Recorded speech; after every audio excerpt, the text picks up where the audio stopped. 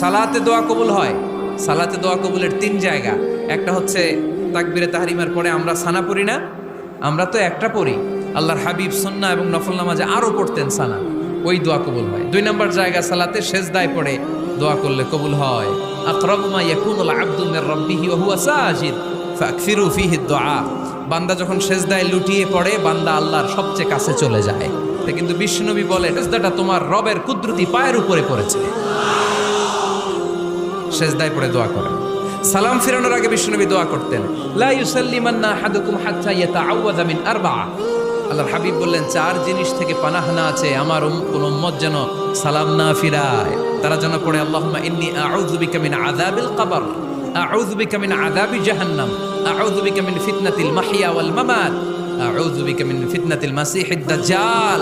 আল্লাহ কবরের আযাব থেকে বাঁচাও, আল্লাহ জাহান্নামের আগুন থেকে বাঁচাও, আল্লাহ জীবন